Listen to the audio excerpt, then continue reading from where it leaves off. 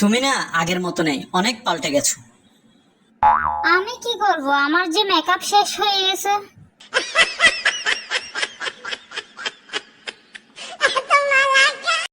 মেসে জামাই বউরে কত সুন্দর করে ডাকে, সোনা মনা জান কত সুন্দর করে ডাকে, আর আমার জামাই আমারে ডাকে।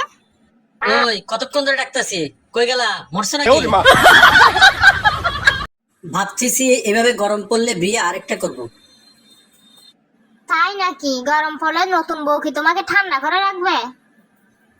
বউ ঠান্ডা করবে না, যৌতুক হিসাবে এসি আর এয়ার কুলার নিব। শখ কত, গিয়ে দেখো না একবার, ডান্ডা মাইরা ঠান্ডা করে দেবো। আজকে থেকে কারো আর বুদ্ধি দিব না, শালা আমারে বাস দিয়ে চলে গেছে। উপকার করলে তো বাস খেতেই হবে, তো কি বুদ্ধি দিছো?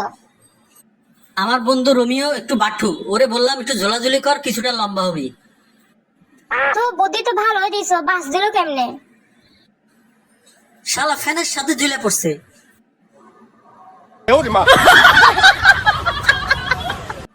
দেখো, আমার সাথে চোখ রাঙায় কথা বলবা না, ভালো হবে না কিন্তু। কি করবা, তালাক দিবা? দাও, সম্পত্তি অর্ধেক নিয়ে যাবো গা। সেই সুযোগ রাখি নাই, সম্পত্তি করছি সব মা বাবার নামে, আর লোন করছি তোমার নামে।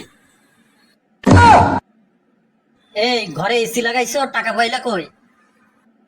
আমার কাছে 5,000 টাকা ছিল, সেই টাকা দিয়ে কিস্তিতে এসি লাগাইছি।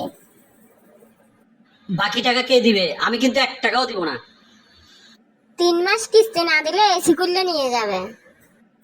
3 মাস পর গরমও চলে যাবে, এসি দিয়ে কি করবো? এই সকালে টুম্পা ভাবির জামাই তোমাকে গালাগালি করছে কেন?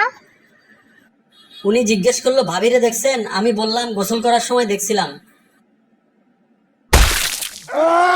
আমি হলে তো ছাঁচা দিতাম। আরে ভাবি জামাইয়ের মতো অর্ধেক শুনে লাফাও কেন? পুরাটা শুনবা তো। আমি গোসল করার সময় তারে দেখছিলাম। Thanks for watching and stay with us.